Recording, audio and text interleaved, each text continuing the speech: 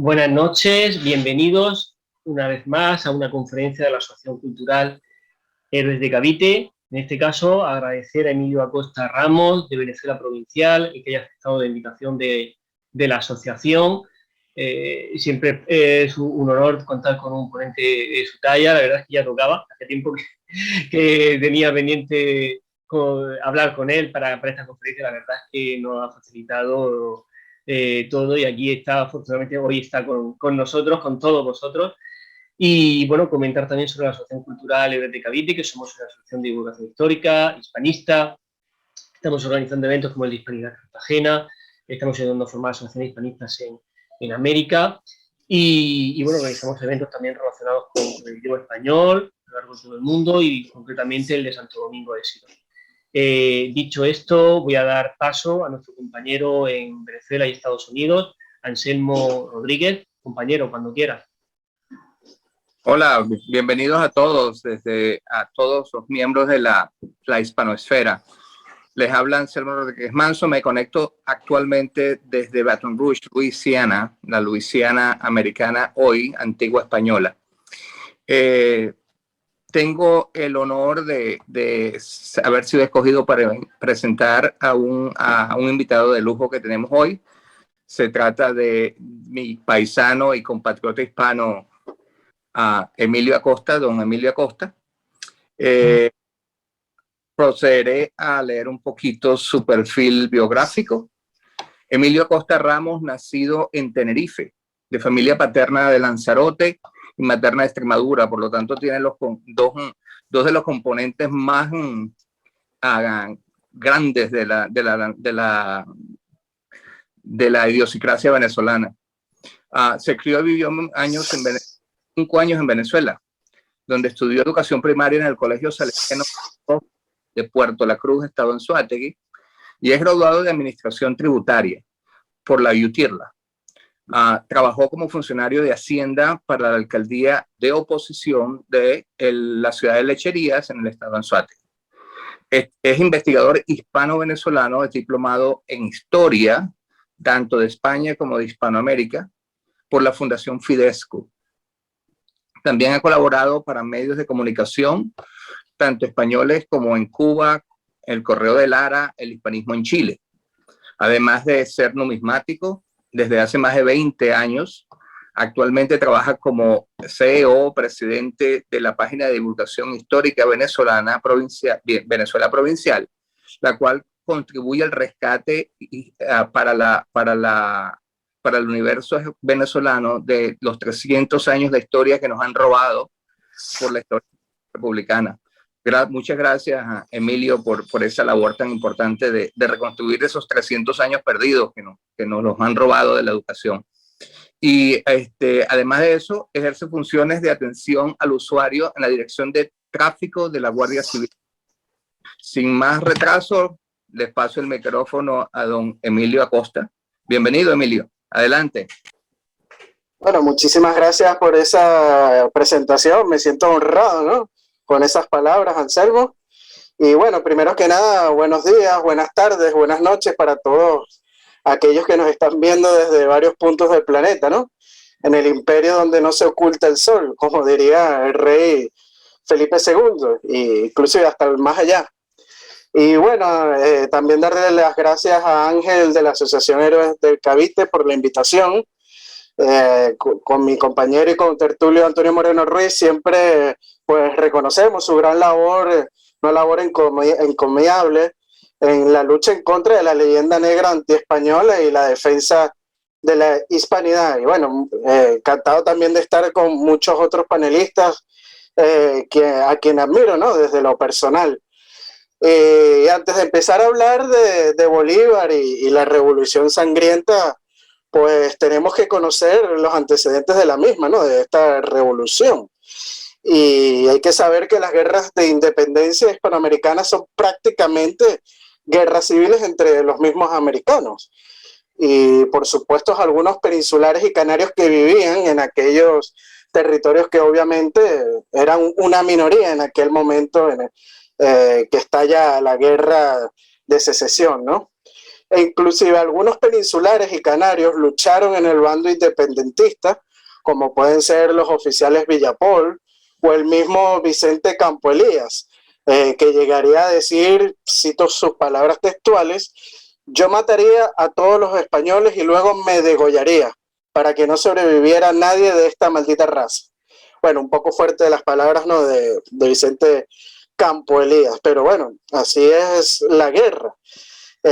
Y bien decía el republicano Juan Germán Rocio cuando escribe en una carta a Simón Bolívar en 1820 con angustia lo siguiente, lo cito: la España nos ha hecho la guerra con hombres criollos, con dinero criollo, con provisiones criollas, con frailes y clérigos criollos y con casi todo criollo.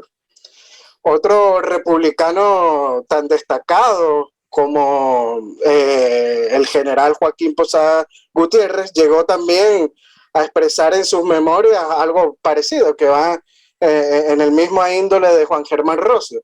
Cito a Joaquín Posada Gutiérrez: he dicho poblaciones hostiles porque es preciso se sepa que la independencia fue impopular en la generalidad de los habitantes. Los ejércitos españoles se componían de 4/5 partes de los hijos del país, que los indios en general fueron tenaces defensores del gobierno del rey, como que presentían que como tributarios eran más felices que lo serían como ciudadanos de la república. Por lo tanto, vemos que en los dos bandos hay hispanos de uno y del otro lado del charco, ¿no? No es una guerra entre España y Venezuela, como se nos ha querido vender, sobre todo desde la historiografía oficial de los diferentes países hispanos, ¿no? Así que saquémonos primero esto de nuestro chip para poder hablar de Bolívar y la Revolución Sangrienta. Y bien sabido esto, pues podemos adentrarnos un poco en la materia y nos preguntamos por qué el título de esta charla se llama Bolívar y la Revolución Sangrienta. Pues hay que decirlo, la guerra de independencia estuvo llena de sangre desde el primer momento. Esta no se hizo con flores ni con poderes mentales como un Jedi, ¿no? Y bueno, conseguimos leyes y decretos que algunos historiadores hoy en día la consideran como un genocidio. Tal es el caso del decreto de guerra-muerte, que fue una declaración hecha por el general Simón Bolívar el 15 de junio de 1813 en la ciudad venezolana de Trujillo durante el desarrollo de la mal llamada campaña Admirable, ¿no? El decreto fue considerado por Bolívar ley fundamental de la República y ratificado el 6 de septiembre de 1813 en el cuartel general de Puerto Cabello. Y esta la declara justamente para dividir a la población y conseguir que los americanos realistas apoyen su causa. Algo que al final no le funciona, hay que decirlo, ¿no? Y el decreto, recordamos, señala lo siguiente, cito a Bolívar: españoles y canarios, contad con la muerte a un ciento indiferentes, si no obráis activamente en obsequio de la libertad de América. Americanos, contad con la vida aun cuando seáis culpables, dice el párrafo más resaltante del decreto, ¿no? Es una declaración abierta de genocidio. Si vemos la definición de genocidio es la siguiente: aniquilación o exterminio sistemático y deliberado de un grupo social por motivos raciales, políticos o religiosos. Y esto se cumple. La aniquilación de peninsulares y canarios es lo primordial en este decreto, ¿no? Pero hay que decir que la historiografía venezolana y también la opinión popular señalan que los actos llevados a cabo por Bolívar a los españoles después de su proclama de guerra-muerte son justificadas. Y mucha gente dice que es por las matanzas que hacían los realistas y los españoles fueron muy crueles, ¿no? Y entonces por eso es que Simón Bolívar tiene que decretar la guerra a muerte. Pero frente a las justificaciones, si revisamos los hechos y la historia, sobre todo los antecedentes de esta, vemos que las primeras matanzas más bien fueron llevadas a cabo por los republicanos, por el otro bando. Vamos a hacer como una síntesis y un recuento histórico, ¿no? de estas acciones sangrientas que se llevan a cabo. Obviando, por supuesto, la invasión de Francisco de Miranda en 1806, con mercenarios extranjeros, esto hay que decirlo bien. El primer acto sangriento lo vemos de parte del republicano Marqués del Toro, que había asediado la provincia de Coro entre octubre de 1810 y mayo de 1811. Observe bien las fechas, estamos hablando de 1810 y 1811. Y esto fue justamente porque la provincia de Coro se mantuvo siempre leal a la monarquía hispánica y no reconoce a la Junta Suprema de Caracas, de mayoría criolla mantuana, quien el 19 de abril de 1810 se declara defensora de los derechos de Fernando VII y se establece como autónoma, sin depender de la regencia peninsular, y con la excusa en aquel momento de que la península estaba invadida por Napoleón, ¿no? O sea, los mantuanos aprovechan esta disyuntiva que estaba sucediendo en la península ibérica. La campaña del Marqués del Toro fue sangrienta, dejando muchísimos muertos, entre ellos muchísimos indígenas caquetios que eran leales a la monarquía española. Y bueno, hay varios testimonios que nos hablan de esta campaña del Marqués del Toro. Vemos a Robert Semple, quien fue un viajero y agente de negocios de nacionalidad inglesa que visitó la ciudad de Caracas entre 1810 y 1811. Y bueno, él lleva un diario de viaje donde lleva registros de diversas observaciones, ¿no?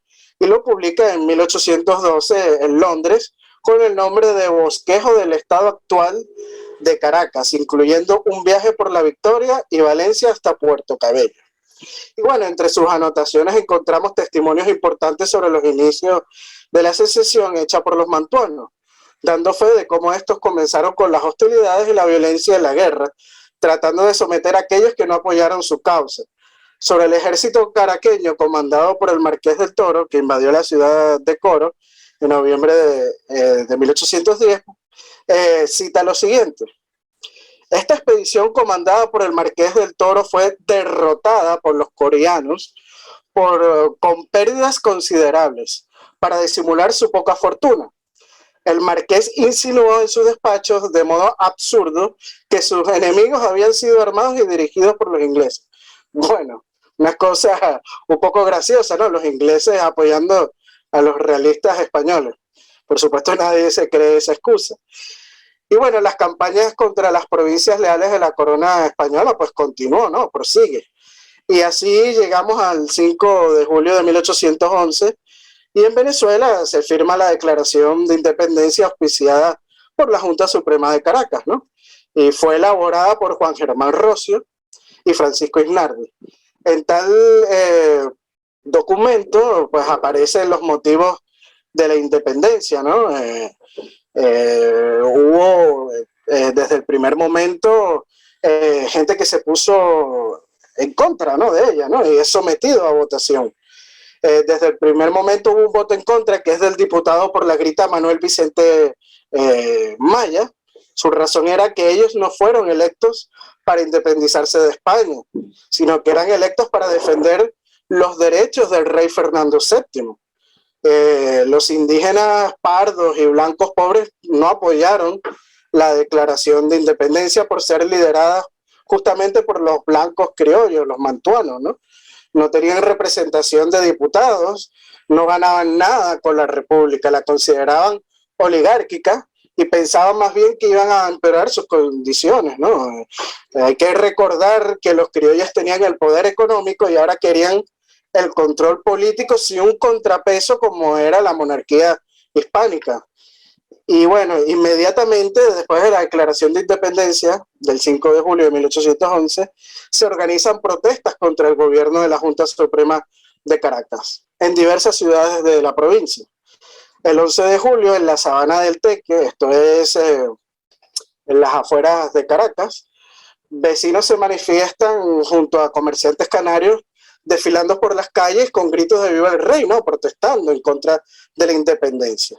La Junta Suprema pues lo que hace es enviar tropas para reprimirla y la disuelve. Apresa a los líderes y estos fueron decapitados, exhibiendo sus cadáveres en la Plaza de la Trinidad, en Caracas. En ese momento, hay que decirlo, no había estallado la guerra de independencia oficialmente. Acto seguido, los republicanos expropian todos sus bienes. Aquí vemos también, ¿no?, quién inicia las expropiaciones. Podríamos llevarlo a tiempos modernos, ¿no?, al más puro estilo socialismo del siglo XXI. Pero bueno, no nos vamos a desviar del tema. Y bueno, ante esta situación sangrienta, el gobernador de la isla de Trinidad, que era Sir Thomas Hislop, que recordar que en aquel momento la isla estaba en manos británicas, y desde ahí se alentaba a la independencia, ¿no?, de los territorios hispanoamericanos. Los británicos apoyan desde los primeros momentos las independencias. Y Hislop protestó por las matanzas de 1811 y subrayó lo siguiente. Cito a Hislop: 11 comerciantes respetables de Caracas han sido ejecutados sin proceso el 17 de julio y sus propiedades confiscadas. El día 19, 300 europeos más fueron arrestados. Se ignora su destino, pero los propietarios han debido de ser ejecutados. En efecto, fueron ejecutados, hay que decirlo así, ¿no? Y bueno, igualmente ocurriría con ciudadanos franceses que están en la provincia de Venezuela en aquel momento, que está ya esta barbarie. Y hay que decirlo que los franceses también simpatizaban con las revoluciones llevadas a cabo en territorio venezolano. Tal es el caso de Pondexy Mayer, que opinaron sobre la colocación pública en la Plaza Mayor caraqueña de cabezas de aquellos civiles que se negaban a colaborar con los republicanos, considerándolo como una, cito a Pondexy Mayer, atrocidad inútil que prueba la escasa influencia que habían ejercido sobre las costumbres los cambios políticos de Venezuela, puesto que no se abolía la práctica de poner a la vista testimonios indignantes de la vindicta pública. Cierro comillas. Hay que citar también al periódico británico The Morning Chronicle, que fue un rotativo londinense creado por William Football en el año de 1769 y que fue publicado hasta su cancelación en 1862. Este periódico tenía una importancia social y de notable éxito a principios del siglo XIX y fue muy favorable también a los movimientos secesionistas en Hispanoamérica. Y en el año 1811 publicaban una carta en el periódico fechada en La Guaira, el 3 de agosto, escrito por su corresponsal británico en Caracas, donde refleja la situación de terror que se vivía en Venezuela bajo el gobierno republicano. Cito al periódico The Morning Chronicle: todos los días hay prisioneros de gente que se sospecha de tramas contra el gobierno, y los forasteros temen mucho reunirse.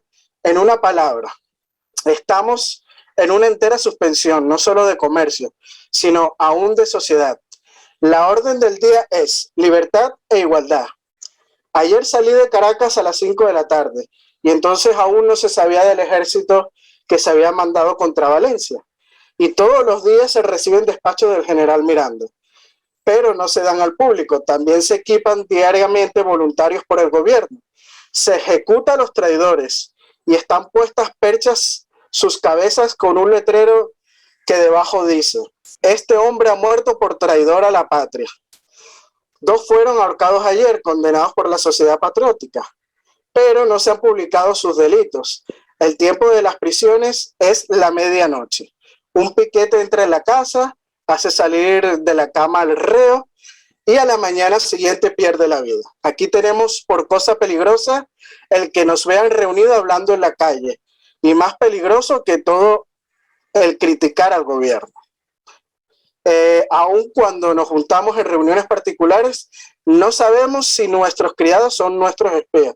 Aquí vemos la situación bastante caótica que se vivía en la provincia de Venezuela en aquel momento, casi que una dictadura rapaz, ¿no?, donde no hay libertad de movimiento y se castiga sangrientamente a los disidentes, ¿no?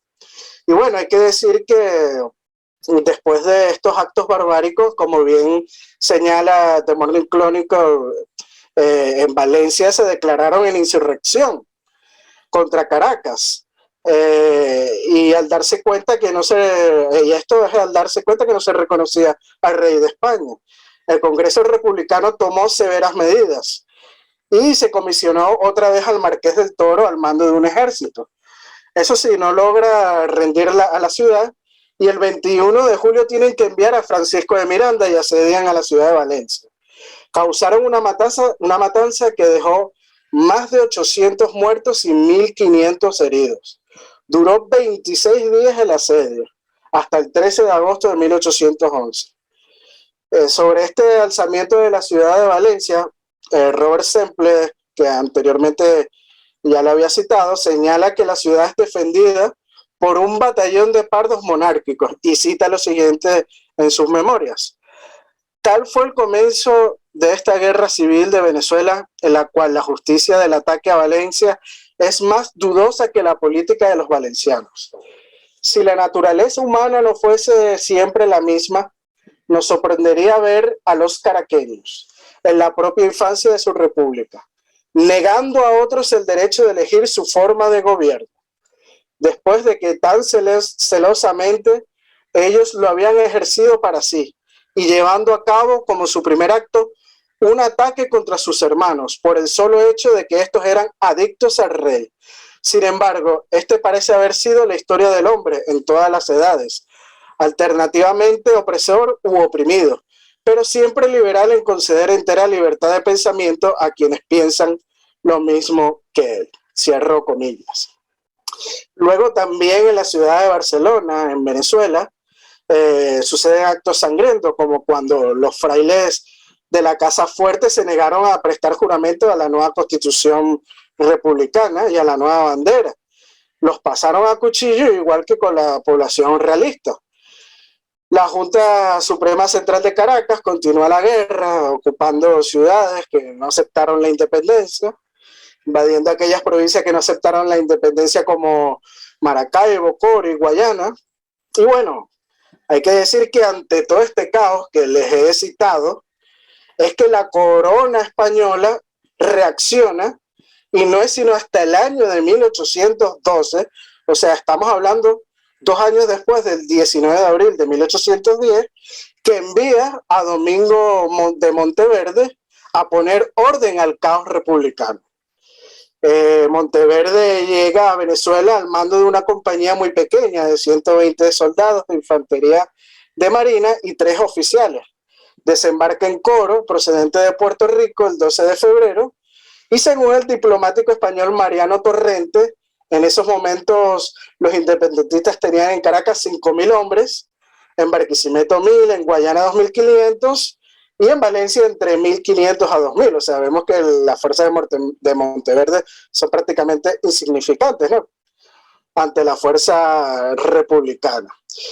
Hay que decir que Monteverde sale victorioso en lo que ya es llamada la Reconquista Canaria por la historiografía oficial, pero tiene el apoyo de la población local, sobre todo los humildes como son los pardos, los negros y los indígenas, y en 1812 restablece la autoridad española. Y no es de extrañar que se produjeran reacciones populares cada vez que entraba a una ciudad con gritos de ¡Viva el Rey! Y muere el mal gobierno, como ocurrió en la isla de Margarita cuando entró, ¿no? Hay que decir también que algunos llaman tirano a Monteverde por no cumplir su palabra de respetar la inmunidad en la capitulación de San Mateo en el fin de la Primera República. Pero como decía el regente José Francisco Heredia a Monteverde, se le puede acusar de meter gente presa, pero nunca de asesinar. Y muchos historiadores le achacan excesos, pero es falso. Y la prueba es un juicio que está en el antiguo Fondo Judicial de Venezuela. Este juicio es entre el Marqués del Toro y su mayordomo, Agustín Delgado, por sus salarios. Del Toro aducía para no pagar los salarios violencia en la guerra, y los testigos que declaran en el juicio pues señalan excesos es a partir del año de 1814. Nunca citaron fechas anteriores. No se ajusticia a nadie sin debido proceso. Y para más información sobre este juicio pueden consultarlo en el libro de la Guerra Muerte, Bolívar y la Campaña Mirable, del historiador y catedrático Manuel Hernández González. A los cabecillas republicanos se les enjuició y son llevados a España presos, entre ellos Miranda o Rocio. y a Bolívar y a Antonio Nicolás Briceño se les dio un pasaporte para escapar de Venezuela por entregar a Miranda. Así que aquí vemos que no asesinó a nadie. Este personaje, Antonio Nicolás Briceño, es fundamental para entender los antecedentes de la guerra a muerte de Simón Bolívar, ya que luego que Monteverde le perdonara la vida y le diera el pasaporte para huir de Venezuela en 1812, el 16 de enero de 1813 emite su famoso Convenio de Cartagena. En su Convenio de Cartagena establece las máximas sanciones y la confiscación de los bienes de los españoles, los cuales serían distribuidos entre quienes se alistasen con él para invadir Venezuela. De la misma manera establece un procedimiento de ascensos militares basado en el número de españoles que se lograse matar. Cada miembro de su ejército, pues el soldado que presentase 20 cabezas será ascendido a alférez, 30 a teniente, 50 a capitán. Vemos lo terrible que es este convenio de Cartagena, ¿no? Y es algo similar al decreto de guerra a muerte emitido por Bolívar, resaltando que se inspiró en muchas de las ideas de Briceño para la redacción de este decreto. El 9 de abril de 1813, Briceño apenas cruzó la frontera de Cúcuta a Venezuela, hizo asesinar a una pareja de ancianos españoles, los decapitó y envió sus cabezas sanguinolentas a Bolívar.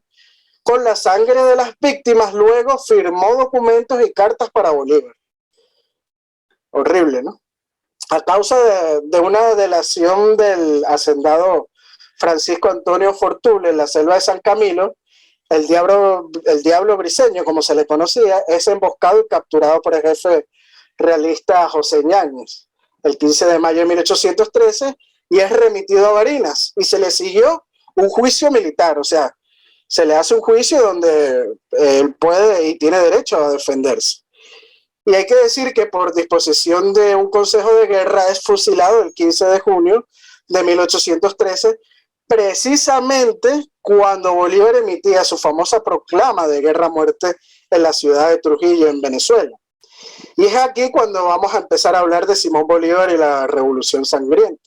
Como hemos observado, la excusa de que el decreto de guerra a muerte de Bolívar se lleva a cabo por los excesos cometidos por los realistas anteriormente es totalmente falso, ¿no? Es demasiado obvio con todos los actos vandálicos que acabo de citar. Pero veamos las acciones de Simón Bolívar después del decreto de guerra a muerte. La carnicería fuera del combate de los republicanos que hicieron contra miles de civiles es poco contada por la historiografía oficial en Venezuela. Esta, hay que decirlo, despertó un terror dentro de la población que nunca se había visto en siglos. En los 300 años de la monarquía hispánica en Venezuela nunca se vio tal baño de sangre. Y Bolívar fingía no entender el terror en las cartas que escribe, ese terror que infundió, ¿no?, en los venezolanos su revolución. Escribía en el cuartel general de San Carlos el día 7 de diciembre de 1813 lo siguiente, cito a Bolívar: se obstinan en sus delirios, han establecido en los desiertos sus residencias, y los otros huyen por los montes, prefiriendo esta suerte desesperada a volver al seno de sus hermanos. A los civiles no les dio oportunidad de decir en qué bando estaban. Por todos los pueblos en que pasaban las tropas bolivarianas, huían del alma más feroz que jamás se había visto, cita el médico venezolano José Domingo Díaz en sus memorias.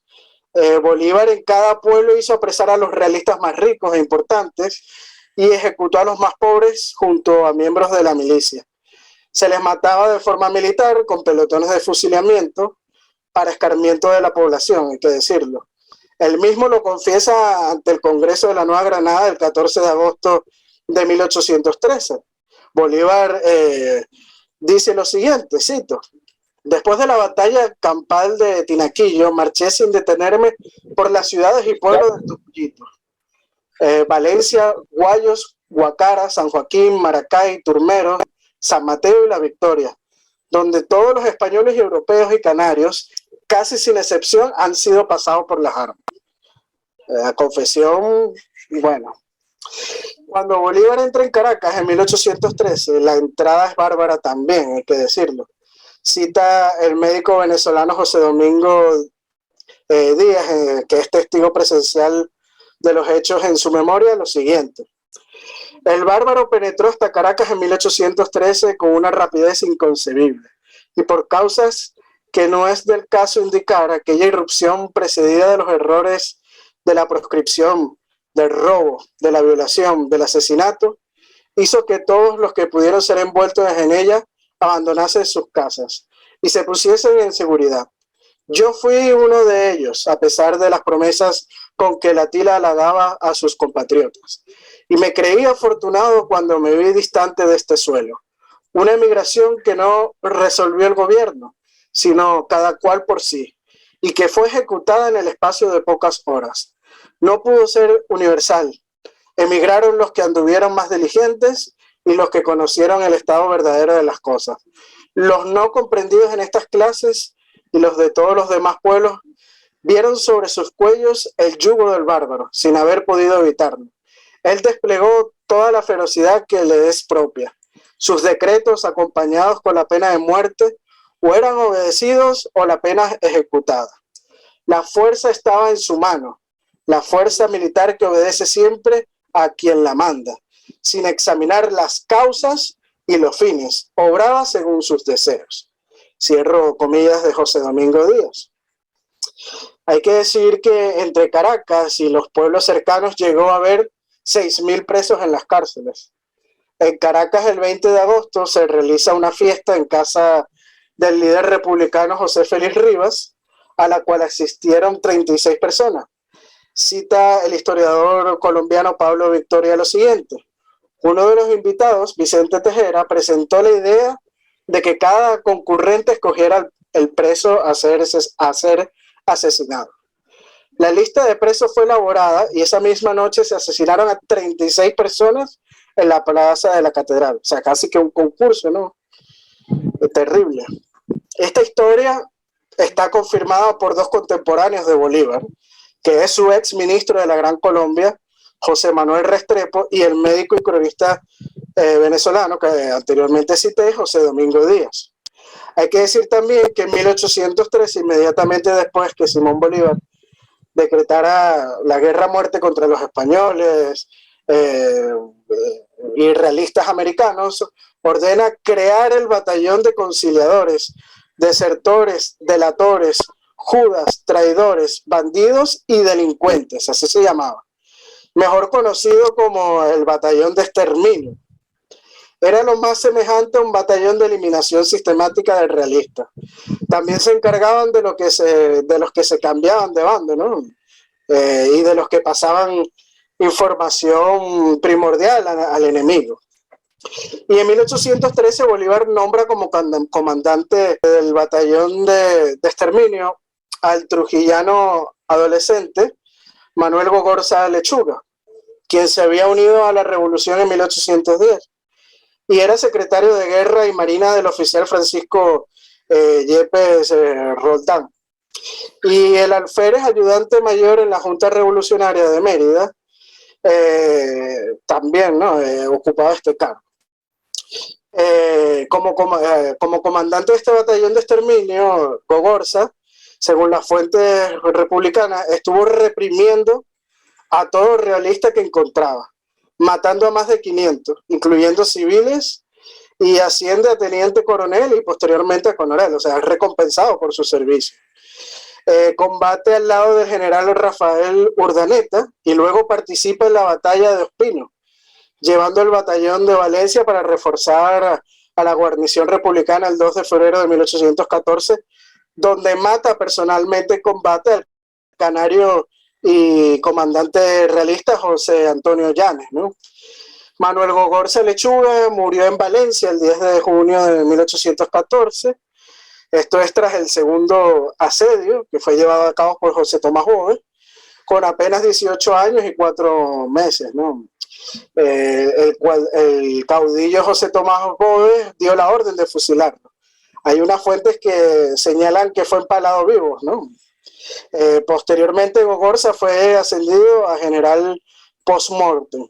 Pero bueno, estamos llegando aquí a otro personaje importante, ¿no? de la guerra de independencia, que es José Tomás Bove, ¿no? Que prácticamente es el chivo expiatorio favorito de la historiografía oficial venezolana para achacar las culpas del decreto de guerra-muerte de Simón Bolívar y los abusos republicanos.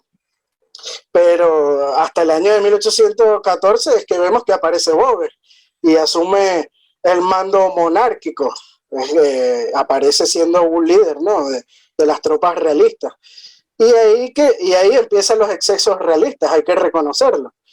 Pero ellos ya habían sufrido las matanzas republicanas anteriormente, sobre todo José Tomás Boves. Se le suele exagerar sus actos y tiene una especie de leyenda negra al respecto sobre este tema. Recomiendo el libro Boves, vencedor de Bolívar, la legión infernal del historiador José Semprún, que desmonta esta leyenda negra sobre José Tomás Boves, que se le suele exagerar siempre sus acciones, ¿no? Pero tenemos que hacernos una pregunta: ¿por qué Boves actuó como sanguinario? Y es que sobre todo a Boves le violaron y asesinaron a su esposa durante la guerra-muerte de Bolívar. Veamos los antecedentes de Boves. Boves llegó muy joven a la Capitanía General de Venezuela, procedente de Asturias. A pesar de amasar un respetable patrimonio como comerciante de los llanos, fue rechazado por la aristocracia criolla, ¿no? Aquellos que eran llamados mantuanos.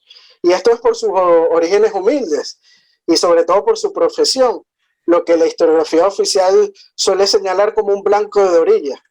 Él contrajo nupcias con una mulata que se llamaba María Trinidad Bolívar. Cosas curiosas, ¿no? Que se apellidó Bolívar, cuando se le suele achacar a José Tomás Boves como una especie de antihéroe de Simón Bolívar, ¿no?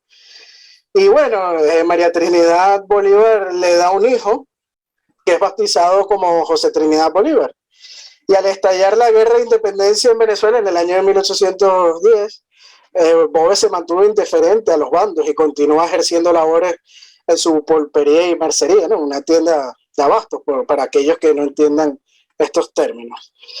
Y bueno, para el año de 1812, las tropas republicanas, comandadas por Antonio Nicolás Briceño, el antes citado del Diablo Briceño, tomarán la población de Calabozo, donde él vivía, y Boves, por su condición de peninsular, es acusado de monárquico traidor a la República y sentenciado a muerte por Briceño, quien es fiscal militar de la Primera República. Boves es sometido al escarnio público, recibiendo latigazos y humillado por personas a quien él mismo les había tendido la mano anteriormente. Al día siguiente, los insurgentes saquean e incendian la pulpería propiedad de Boves, y su mujer lamentablemente fue violada y asesinada terriblemente delante de su hijo. Algunas versiones señalan que fue asesinada al serle introducido un palo por la vagina, ¿no? O sea, horroroso esta muerte de la esposa de José Tomás Boves. Y bueno, posteriormente, el 20 de mayo de 1812, es liberado antes de ser asesinado por los realistas Eusebio Antoñanzas y Antonio Sassuola, cuando entran con sus tropas a Calabozo, ¿no? O sea, se salvó de la muerte gracias a estas tropas realistas que llegan a la ciudad de Calabozo. Y bueno, desde entonces este comerciante se convirtió en militar e inició su carrera en las filas realistas, uniéndose a la columna de vanguardia del ejército de Domingo de Monteverde bajo el mando de Antoñanzas, ¿no? Y a partir de ahí no tendría contemplación con los ejércitos republicanos, hay que decirlo así, y será también venerado por las tropas llaneras, convirtiéndose en un verdadero caudillo, teniendo un papel fundamental en la guerra de independencia en Venezuela, ¿no? Y como dijimos anteriormente, pues aparece como líder de las tropas realistas en 1814, después del decreto de guerra-muerte de Simón Bolívar en 1813. O sea, no se le pueden achacar las culpas del decreto de guerra-muerte a José Tomás Boves. Pero bueno, hemos llegado a un año fundamental, que es el más sangriento de todos, es el año de 1814, ¿no? Y es el año más sanguinario de la guerra en Venezuela, sin duda, por la dureza que aplican las tropas de bando y bando, ¿no? Y veamos algunas acciones de la revolución sangrienta de Bolívar. En febrero de 1814, al concluir la mal llamada campaña Admirable, que ya hemos citado algunos horrores de ella anteriormente, Juan Bautista Arismendi, que es un oficial republicano, por órdenes de Bolívar mandó a fusilar a los presos que atestaban las cárceles. Eran alrededor de 1.200 españoles, 2/3 de ellos eran canarios. Aquellos estaban divididos en lo siguiente: 382 españoles de las mazmorras de Valencia, 300 en las mazmorras de La Guaira o en las bóvedas de La Guaira, y 518 en las cárceles de Caracas, ¿no? Estos españoles habían perdido la noción del tiempo, no tenían comida, estaban sedientos, tenían grilletes que les despellejaban la piel, hacinados entre orines y heces, en unas condiciones muy lamentables. Todos prisioneros de guerras y civiles capturados sin entrar en batalla, hay que decirlo también. Eran apresados solo por nacer en España, incluidos los enfermos del hospital de La Guaira, algo muy lamentable. Voy a leer la orden de Simón Bolívar al comandante de La Guaira, Leandro Palacios. Cita lo siguiente: señor comandante de La Guaira, ciudadano José Leandro Palacios, por el oficio de usted del día 4 actual que acaba de recibir, me impongo de las críticas circunstancias en que se encuentra esa plaza con poca guarnición y han crecido el número de presos. En su consecuencia, ordeno a usted que inmediatamente se pasen por las armas todos los españoles presos en esa bóveda y en el hospital, sin excepción alguna. Cuartel General Libertador en Valencia, 8 de febrero de 1814, segundo, a las 8 de la noche. Simón Bolívar. Las palabras de Simón Bolívar, ¿no? Pero bueno, continuemos. El 13 de febrero de 1814, el comandante de La Guaira, Leandro Palacios, pues le responde y le oficia a Bolívar lo siguiente: en obediencia a la orden expresa del excelentísimo señor general libertador, para que sean decapitados todos los presos españoles y canarios, reclusos en las bóvedas de este puerto. Se ha comenzado la ejecución pasándose por las armas esta noche a 100 de ellos. Hay que decir que fueron sacados a la calle de 2 en 2, encadenados a golpes y culetazos. Los enfermos a rastras, los ancianos que apenas podían andar atados a sillas.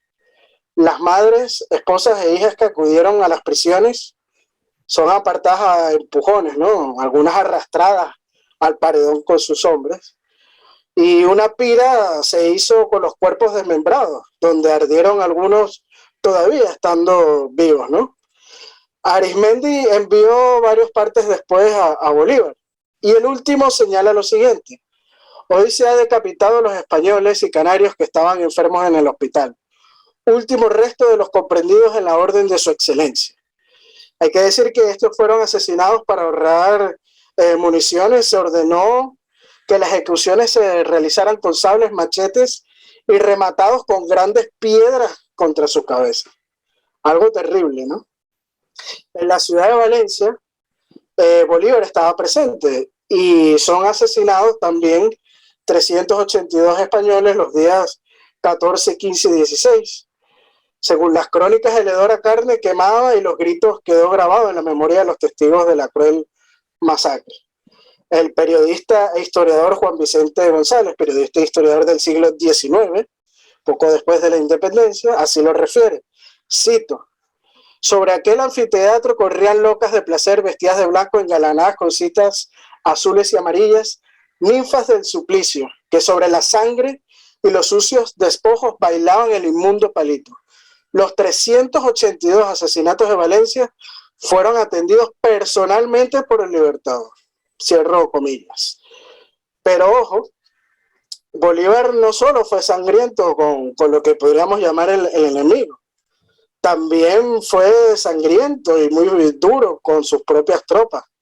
Hay un episodio narrado que es poco conocido por Henry Louis Ducoudray Humphreys, Este era subjefe del Estado Mayor y mayor general interino, que fue sucedido por Carlos Soublette en 1816, después de solicitar la baja, eso sí, en 3 oportunidades, ¿no? Y él fue testigo ocular y toma nota testimoniales de soldados republicanos. Cito a Holstein: Bolívar, durante una pequeña escaramuza que tuvo con un destacamento español en 1814, no lejos de Araure, uno de sus oficiales llegó a todo galope y le informó que una compañía separada fue atacada en una colina, a 1 milla de su cuartel, y que estaban en necesidad de cartuchos. 12 soldados que escucharon este informe inmediatamente se ofrecieron para llevar los cartuchos. Bolívar ordenó a su jefe de plana mayor, Tomás Montilla, enviar con cada uno de estos soldados una caja de cartuchos. Pero como no había ningún camino, se vieron obligados a buscar un atajo para poder subir a la colina, a través de un espeso matorral lleno de zarzas y espinas. Después de haber hecho todo lo posible, se dieron cuenta de que no había posibilidad de seguir adelante y se vieron obligados a regresar al cuartel con las cajas de cartuchos. Los 3 primeros que llegaron le explicaron al dictador que le fue imposible seguir adelante y le mostraron sus ropas rasgadas, sus cuerpos cubiertos de sangre y heridas.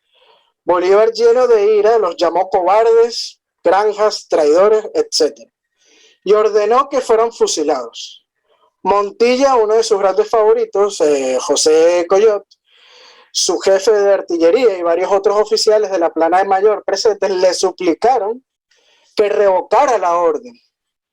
Los hombres cayeron sobre sus rodillas con conmovedoras lamentaciones, pidiendo que les perdonaran la vida, ya que eran inocentes y padres de grandes familias.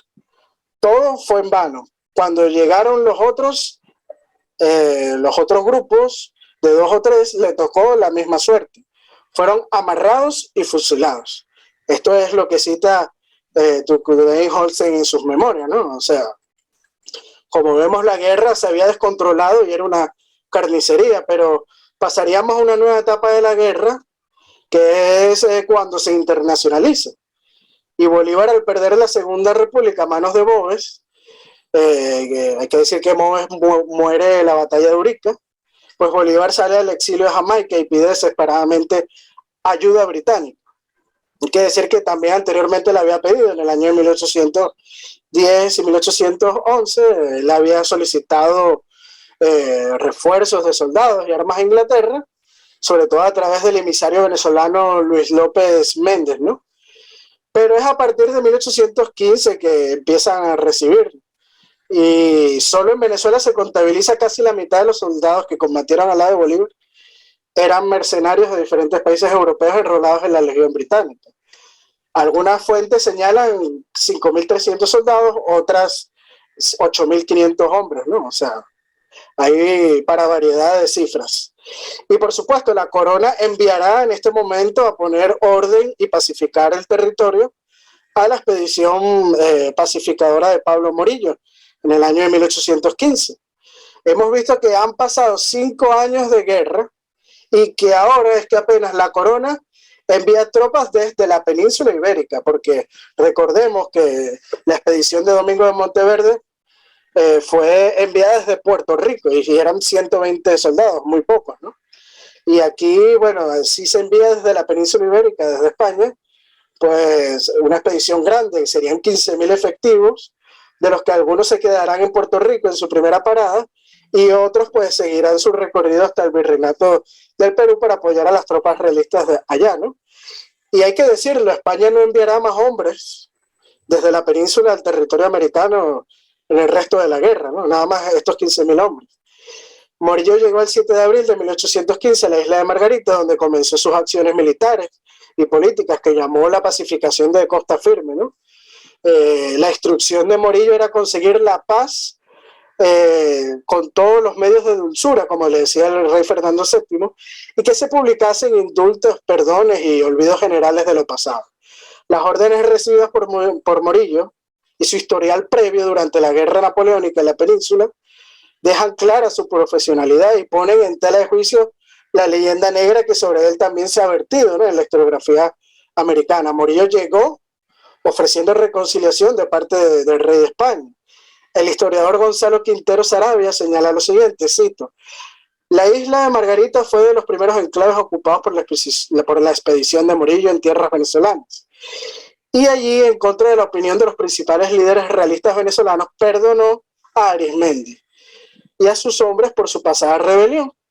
Cuando Morillo se marchó a Cartagena de Indias, recibió la noticia de la sublevación de la isla de Margarita y del asesinato de toda la guarnición española de la plaza. Es a partir de este momento que Morillo empezaría a aplicar una política de represión. En efecto, Arismendi, tras la rendición de las tropas realistas, las pasa por cuchillo. Por esta mala experiencia, hay que decirlo, Morillo no ofrecería más perdón a los líderes insurgentes. Con todo y eso, Pablo Morillo nunca ejecutó a prisioneros insurgentes de baja oficialidad extrajudicialmente. Siempre se les hizo juicio, algunas veces hasta él mismo le provee un abogado, algo que nunca sucedía en el bando contrario, hay que decirlo. Y bueno, para más información sobre este tema de los juicios que hizo Pablo Morillo, les recomiendo leer el libro El terror bolivariano del historiador Pablo Victoria, ¿no? Es más, en el otro bando se suele asesinar hasta vilmente al enemigo, y es que hay un capítulo vergonzoso que es muy poco conocido, que se da el 2 de mayo del año 1816, que se trata de la batalla naval de los Frailes, ¿no? Y la cual enfrentó una escuadrilla expedicionaria republicana con una española que patrullaba las aguas del Caribe cerca del archipiélago de los Frailes, ¿no? Esto es en la costa venezolana. Y bueno, el comandante republicano Luis Brión, pues, a poca distancia de la isla de Margarita, pues divisa a dos barcos monárquicos, realistas. Y el bergantín Intrépido y la goleta Rita eleva la bandera española, ¿no?, para atraer a estos barcos. Y caen en la trampa. Los realistas pensaron que era una escuadra amiga que estaban esperando, ¿no? Y Bolívar atacó con 7 buques al bergantín y a la goleta, ¿no? Y los abordan, al bergantín Intrépido y a la goleta Rita. Y bueno, el combate duró más de 3 horas, murió muchos españoles o monárquicos, porque habían criollos también, hay que decirlo. Y entre ellos está el comandante del Intrépido, don Rafael Iglesias. También Brión resultó herido. Cuenta el historiador colombiano Pablo Victoria lo siguiente, cito al historiador: al entrar en la cabina del Intrépido, los republicanos asesinaron a un herido que estaba siendo atendido por un cirujano. Y como este intentara calmar a los agresores, también fue asesinado. Mientras esto ocurría, don Simón Bolívar se divertía riéndose, mientras disparaba a los náufragos que desnudos intentaban salvarse a nado. Pese a que la contienda, los náufragos son intocables. Por leyes internacionales a un náufrago no se le puede asesinar o disparar, ¿no? Y el general republicano de Dugudey-Holstein dice que fueron 2. Este presenció su risa y diversión, y en sus memorias él cita lo siguiente: yo estaba presente, yo le vi, él me habló y yo mandé en su lugar nuestro cuerpo de oficiales y voluntarios, que pueden ser testigos de la verdad de mi aserto.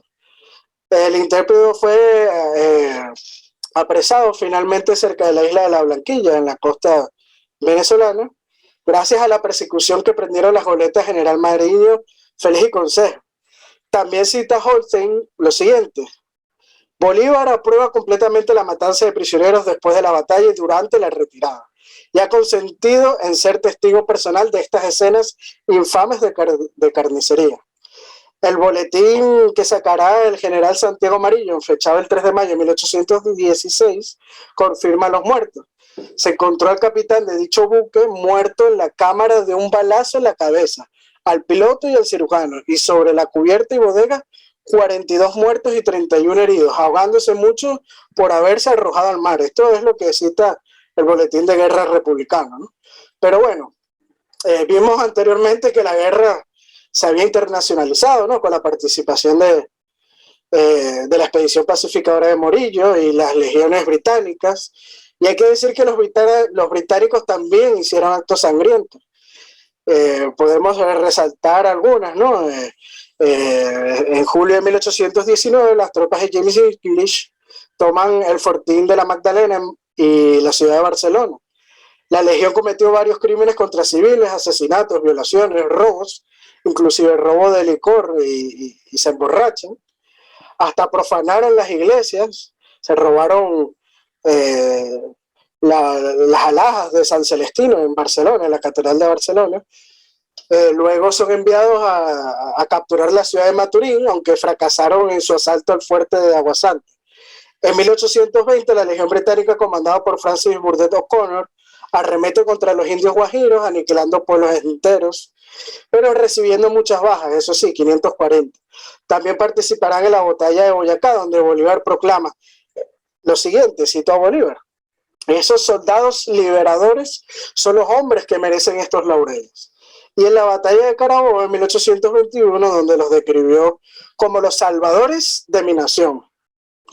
Hay que decir que se buscan las maneras de civilizar la guerra, por llamarlo de alguna manera, y es por eso que se dan los tratados de Trujillo. Pero curiosamente, la historiografía oficial venezolana venden que los tratados de Trujillo fueron idea de Simón Bolívar y de José Antonio y Antonio José de Sucre. Y claro, los republicanos. Y que además puso fin a la guerra a muerte que decretó Bolívar, haciendo el enfrentamiento más civilizado, entre comillas, pero nada de esto es cierto.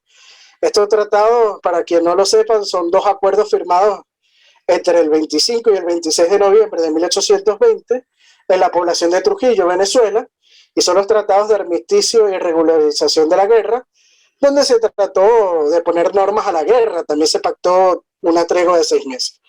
La verdad es que se dieron porque Pablo Morillo había recibido instrucciones desde España en acordar un cese de hostilidades con Simón Bolívar, ya que la corona organizó a lo largo del año 1819 y 1820 un ejército de 20.000 hombres para someter a los insurgentes.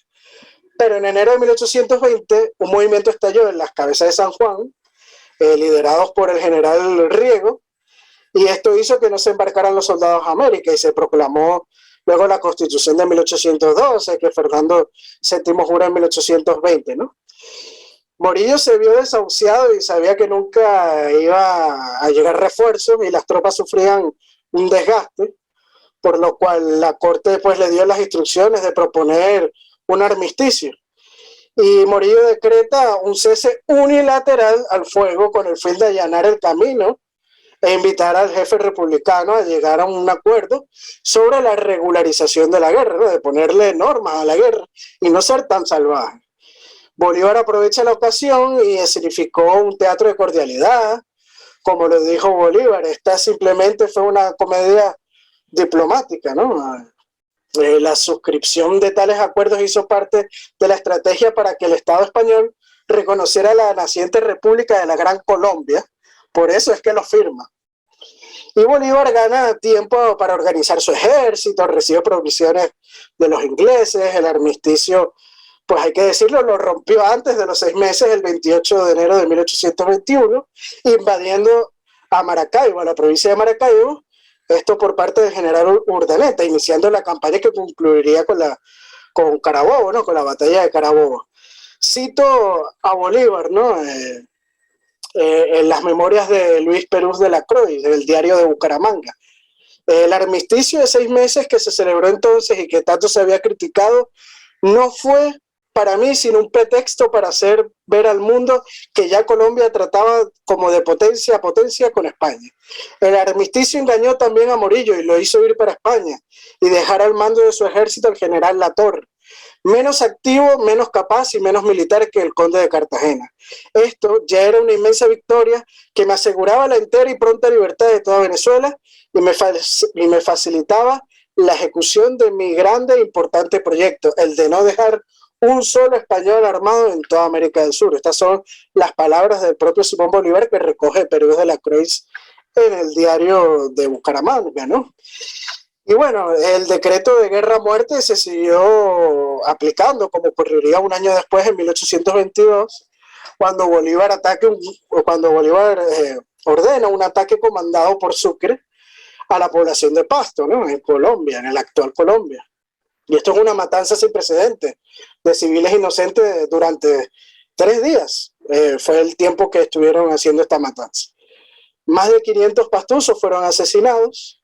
La Navidad Negra de Pasto, como se le suele llamar, es uno de los hechos más vergonzosos de la Guerra de Independencia y una de las acciones más polémicas de Simón Bolívar y de Antonio José de Sucre. A mediados de 1822, luego del triunfo de Sucre en Pichicha, las autoridades monárquicas de Pasto, en la actual Colombia, se rinden ante Bolívar bajo el compromiso de que se le respetaría la vida, ¿no? y la honra de quienes eran leales al rey, que no se le cometería ningún delito ni se les asesinaría, ¿no? La población de Pasto era contraria al proyecto bolivariano de independencia, siendo su población, hay que recordarlo, de mayoría indígena, y ellos defendían la monarquía y la religión católica. Su geografía era montañosa y los ayudó a defenderse ante los ataques del ejército republicano. Sintiéndose traicionados por las autoridades que se rindieron, un grupo de realistas de origen popular, liderados por el caudillo y militar mestizo Agustín Agualongo y Benito Boves, que es sobrino de José Tomás Boves, iniciaron una rebelión donde se les unen los indígenas, los mestizos y los negros a las guerrillas de resistencia realista, ¿no?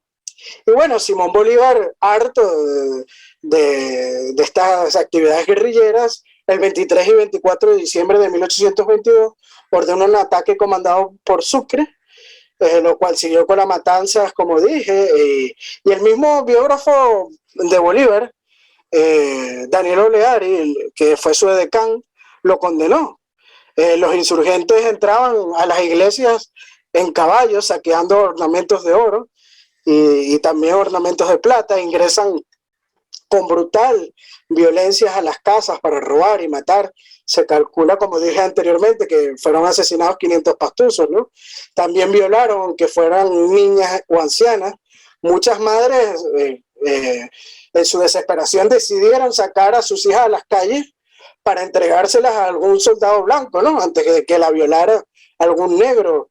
Es horrible esto que vivieron los pastusos. Las violaciones fueron múltiples y según las crónicas de la época, todas las mujeres de la ciudad fueron víctimas de vejámenes sexuales, de los cuales no se salvaron ni las monjas de los conventos. Luego unos 1000 pastusos fueron reclutados o expulsados de la ciudad y mucha gente prefirió lanzarse a los ríos por los acantilados, ¿no? Y suicidarse antes de ser apresados. Hasta el día de hoy Pasto no ha logrado olvidar esta masacre y ven a Simón Bolívar y a Mariscal Sucre como portadores de muerte y destrucción.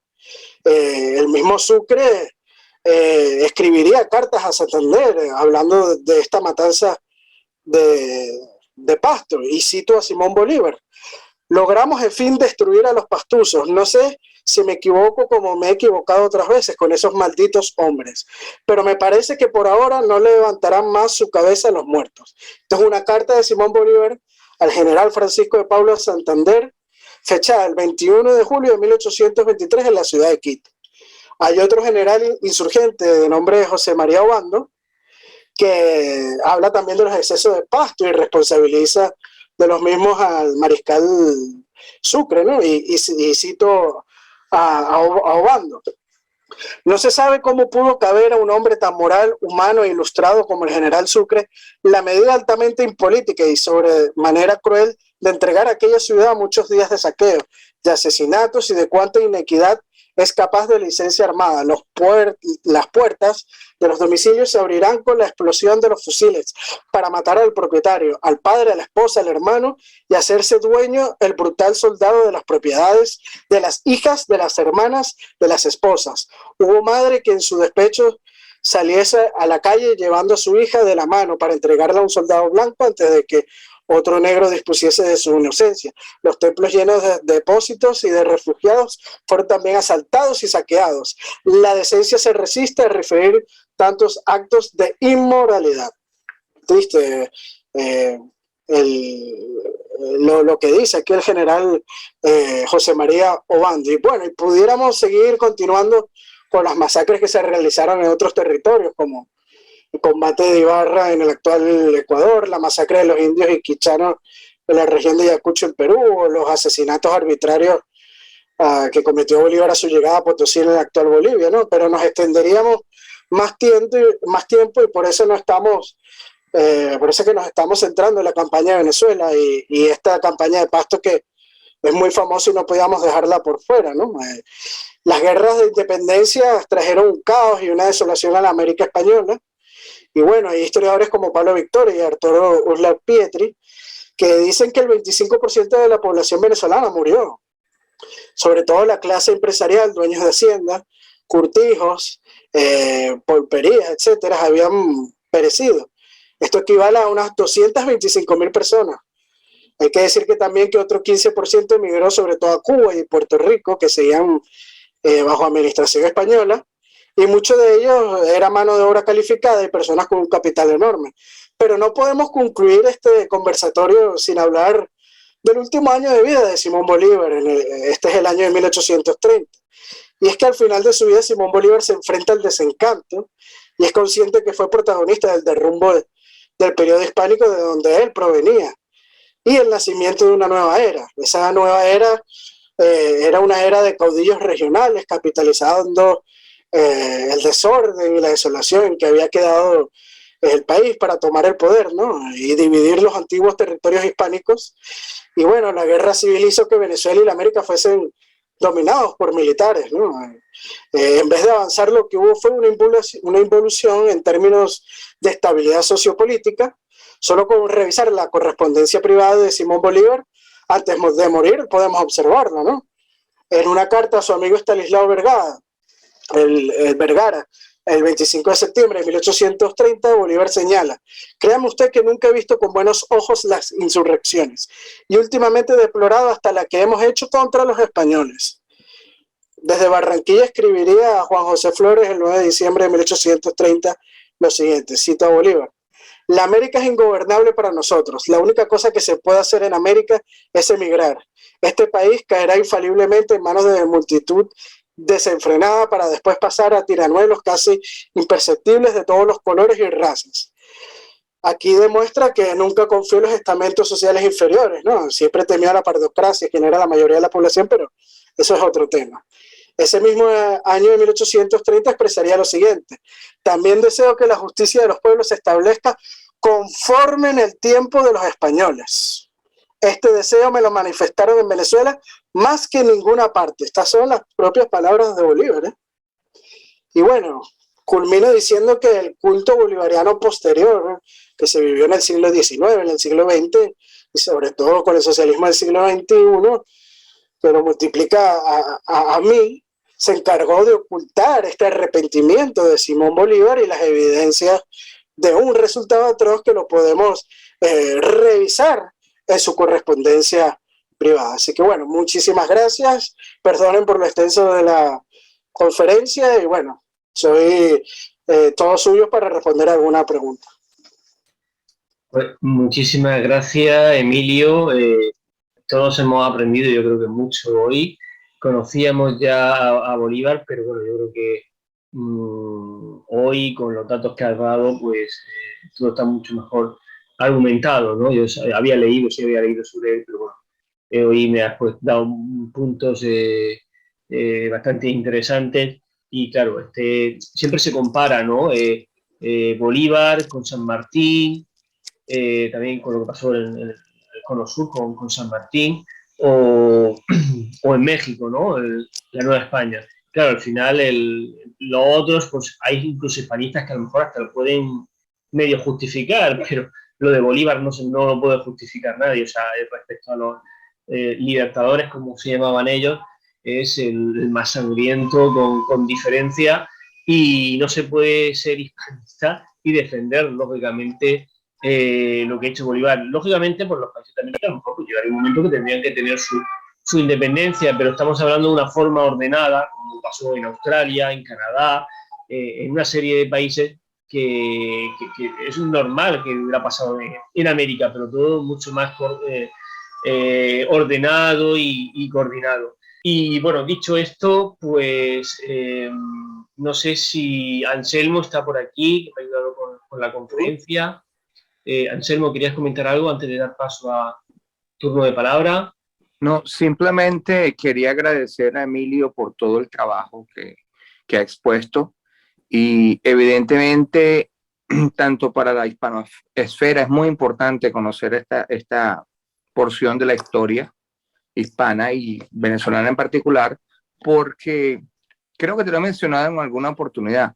Los venezolanos tuvimos la responsabilidad de ser los primeros en romper con el hispanismo. Y creo que nos corresponde la responsabilidad de iniciar el proceso de reunificación y de rescate de nuestra nacionalidad panhispanista globalizada. Y creo que el trabajo que hace Emilio a través de Venezuela Provincial en tratar de rescatar esa parte de nuestra historia que ha sido ocultada sistemáticamente y posteriormente, como dice él, con la inspiración ideológica del bolivarismo del siglo XXI, simplemente lo que ha profundizado los mismos procesos de centralización, de expropiación, de subyugación del individuo a costa de un estado macro. Demás, Emilio, honrado de ser paisano y del trabajo arduo que ha hecho. Muchas gracias. Gracias por las palabras. Muchas gracias, Anselmo, y muchísimas gracias, Emilio, porque claro, para dar una conferencia de estas, cuántas horas de archivos tienes que meterte, ¿no? O sea, no, aquí la conferencia parece algo muy sencillo, una hora bien, pero cuántas horas de pasando en archivos tienes que tener o investigar, te tienes que dedicar a investigar para tener esta información. La verdad es que agradecer también yo, pues, no solo como he dicho antes la conferencia, sino toda la labor que está realizando en Venezuela Provincial. Bueno, pues vamos a Chedavo, México. Una única pregunta, porque vamos mal de tiempo. Entonces, pues solamente una pregunta rápida. Compañero, cuando quieras. Okay. Muchas gracias por invitarme. Muchas gracias por tomarse el tiempo. Quisiera preguntar sobre qué pasó con Francisco de Miralda, porque y Simón Bolívar. Hay mucha confusión sobre eso, porque a Francisco de Miralda lo manda a apresar Simón Bolívar, Francisco de Miralda. ¿Y por qué Isidro Barradas, cuando se enfrenta a Simón Bolívar en la Gran Colombia, por qué pierde en México? ¿Qué pasó? ¿Por qué si puede ganarle a Simón Bolívar, por qué pierde contra Santana? Bueno, hay que decir que lo de Bolívar y Francisco de Miranda yo creo que es culpa de parte y parte, ¿no? O sea, vemos que en la Primera República, cuando Miranda pues le da el castillo de Puerto Cabello a Simón Bolívar, la comandancia de esta, pues los presos del castillo se levantan y toman en posesión el castillo de San Felipe en Puerto Cabello, ¿no? Entonces, al perder esta plaza tan importante para los republicanos, prácticamente cae la Primera República, ¿no? Y Simón Bolívar, pues, desesperado, prácticamente al perder la Primera República, pues huye hacia la ciudad de Caracas, ¿no? Inclusive hay cartas correspondencia que se intercambia con su cuñado para que le venda algunas propiedades, inclusive esclavos, para poder pues escapar de Venezuela lo antes posible. Y bueno, se le presenta la oportunidad de que Monteverde le dice que si entrega a Francisco de Miranda, pues le daría un pasaporte para poder escapar de Venezuela, ¿no? Junto a otros, como hemos señalado durante la exposición, como es Antonio Nicolás Briceño, también fue uno de los que se le otorgó un pasaporte para partir al exilio, ¿no? Pero hay que decir que Francisco de Miranda ya llevaba planificando un escape para Inglaterra.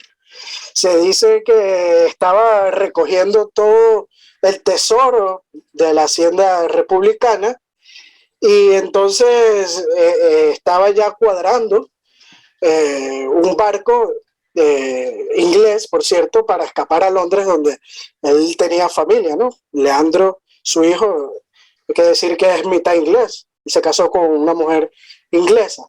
Entonces, ¿quién traiciona a quién? Porque Miranda iba a escapar con el tesoro de la República. Los partidarios de la República podrían decir que es un traidor porque firmó con Monteverde una capitulación y luego quiere escapar con todo el tesoro. Es un traidor Simón Bolívar por entregar a Miranda para conseguir un pasaporte y poder escapar. No sé, yo creo que Bolívar pensó simplemente en salvarse, ¿no? Eso sí, hay que decir que luego de que Miranda es apresado, Simón Bolívar surge como el principal caudillo de la revolución en Venezuela, ¿no? Y empieza a ser un líder. Ahora, con respecto a lo de Santana y Simón Bolívar, bueno. No, lo de Isidro Barradas. Isidro Barradas. Se enfrenta a Simón Bolívar, después pierde en México. No sabía que Bolívar estaba presente en México. No, Isidro Barradas. Silo Barradas. Bueno, no soy un especialista en la materia, ¿no? Con México, pero sí sé que a Simón Bolívar el Congreso mexicano le otorgó la nacionalidad mexicana.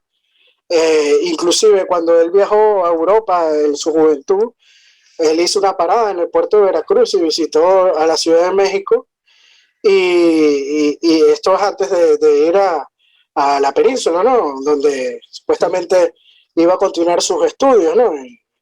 Pero más bien llevó una vida prácticamente de cortesano, ¿no? Derrochando un poco la fortuna familiar, ¿no? Su tío Feliciano lo regañaba mucho, ¿no? Por estar derrochando lo que heredó, ¿no? Pero bueno, era un joven y como todo adolescente, pues aprovechaba al máximo estar en otro continente y disfrutar la vida, ¿no? Bueno, vamos a darle paso a Óscar Iván Rodríguez, compañero de Colombia, Colombia Hispánica. Muy buenas, ¿me escuchan? Sí. Bueno, pues mis preguntas para Emilio son fundamentales. La cuestión es, Bolívar tuvo mucho que ver con el fusilamiento de José Manuel Piar, o sea, ¿qué tanto llegó, digamos, su odio para con uno de sus generales que le fue fiel? La otra, la aventura de Isla Amelia en la actual Florida, ¿qué tanto incidió mucho en ese proceso?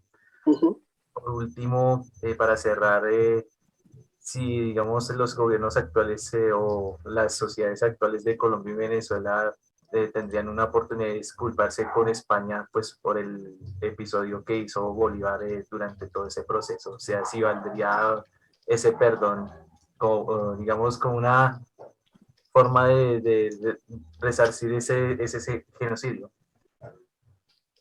Vale, bueno, con respecto a la primera pregunta que señala sobre el fusilamiento del general Manuel Piar, hay que decir que Manuel Piar venía pues liderando la campaña de Guayana, obteniendo grandes triunfos, ¿no? Y Bolívar se vio amenazado por el liderazgo de Piar. Se dice que Piar pues era un pardo, y Bolívar le temía a la pardocracia, ¿no? Y él pensaba que Piar pues iba a levantar a toda la población parda y iba a hacer una clase de guerra racial, por llamarlo de alguna manera, y por supuesto aquí Bolívar tenía todas las de perder, porque los mantuanos, los blancos criollos eran una minoría, y la mayoría de la población pues iba a apoyar a Manuel Piar, ¿no? Hay que decir que Manuel Piar también denuncia actos de corrupción, como ascensos a generales que se decía que no merecían estos ascensos. También denuncia tráfico de mulas, de más de 1.200 mulas que Bolívar expropia de las misiones del Caroní, y se las lleva para las islas de Margarita, estas 1.200 mulas, para venderlas a los ingleses. O sea, vemos que se aprovecha de su posición para pues tener actos, digamos, mal habidos, ¿no? Muchos podrán considerarlos de corrupción, pero pudiera haber sido también para venderlas y conseguir dinero para poder financiar pues la campaña, ¿no? Y bueno, al verse amenazado, pues manda a fusilar a Piar y se quita pues un rival de encima, ¿no? Y él queda prácticamente como el gran líder de la revolución y es aceptado por los demás líderes. La segunda pregunta, ¿me la recuerdas? Bueno, la segunda pregunta es lo de lo referente a la toma de Isla Amelia en la Vale. ¿qué tanto incidió, esa campaña bolivariana frente a lo que se cuenta parte de la historia? Bueno, lo de Amelia, pues hay que decirlo, es muy exagerado. Bolívar no tuvo en mente llevar una expedición para declarar la República de la Florida. Eso no es así. Es una expedición de Gregor MacGregor, que es un oficial independentista. Estuvo en la guerra de independencia de Venezuela, pero después, como cosa suya, como un negocio suyo, pues quiso llevar una expedición para apropiarse, ¿no? Y declarar una república de la Florida, pero en ningún momento no hay ninguna documentación o una fuente primaria que indique que Simón Bolívar estaba detrás de esta expedición, que de paso esta expedición fue un total desastre, no llegó a nada, fueron unos piratitas ahí echando tiros, como dirían en Venezuela, y bueno, no pasó de eso, no pasó a mayores. Alzaron una bandera en una isla y ya, ¿no? Fue algo muy efímero. Y bueno, con respecto a la última pregunta que me señalabas, yo creo que la historia hay que aprender de ella y para no volver a repetir los errores en el futuro. Son errores que se cometieron en el pasado y hay que dejarlos ahí. No hay que traer un resentimiento al día de hoy entre los países, porque si algo critican los hispanistas es que desde México y otros gobiernos de Hispanoamérica se pida por algún perdón de España por la conquista, algo que me parece algo ilógico, pues también deberíamos de parecernos ilógico pues que el gobierno de Venezuela como de Colombia hoy en día pues pida perdón al gobierno de España por estos hechos sangrientos que sucedieron hace 200 años. Yo creo que los países hispanos debemos de unirnos y mirar hacia el futuro y nada más mirar al pasado para aprender de los errores de ellas para no volverlos a cometer. Gracias. Muchísimas gracias, Antonio Elías. Quedan 4 minutitos, ya es tarde, mañana tengo que trabajar. 4 minutos tienes, Antonio. Bueno, tienes 1 minuto para hacer la pregunta como mucho y Emilio, pues 3 para responderte. Bueno, sí, es una lástima que tenga tan poco tiempo porque ha dicho tantas cosas Emilio que me gustaría un poco comentar, pero le voy a hacer muy concreta la pregunta. Sí. Emilio, en tu opinión, ¿qué errores cometió la monarquía española para producir toda esta sangre y revolución sangrienta bolivariana? Bueno, hay que decir que las reformas borbónicas se hicieron para poder mejorar la administración pública, ¿no? Y quizás algunas medidas que se tomaron pues no fueron tomadas a buena manera, ¿no? Como pudo haber sido la aplicación de impuestos como al tabaco, al aguardiente, etcétera. Esto a la población pues no le cayó muy bien. Igual poner aduanas en el Alto Perú y en el Bajo Perú, pues por eso es que se hace el levantamiento de Tupac Amaru en el Perú, ¿no? Y también la rebelión de los comuneros en la Nueva Granada y en los Andes venezolanos. Pero la monarquía lo que buscaba era mejorar el sistema de recaudación para poder invertirlo. El siglo XVIII, la Capitanía General de Venezuela Yo creo que es un siglo donde se desarrolla a la máxima expresión, ¿no?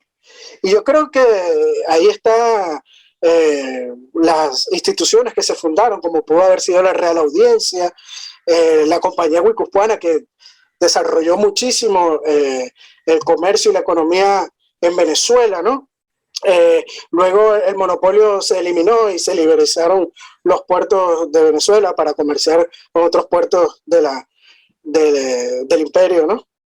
Y vemos que Venezuela pasó de ser una provincia pobre, periférica en el siglo XVI y XVII, a ser una provincia autosustentable que ya no necesitaba de los situados de la Nueva España para poder pagar la burocracia, ¿no? Ya, y con todo eso ya tenía dinero hasta para mandar a la metrópoli, ¿no? A lo que es el Quinto Real, que es normal pagar impuestos en todas las sociedades del mundo.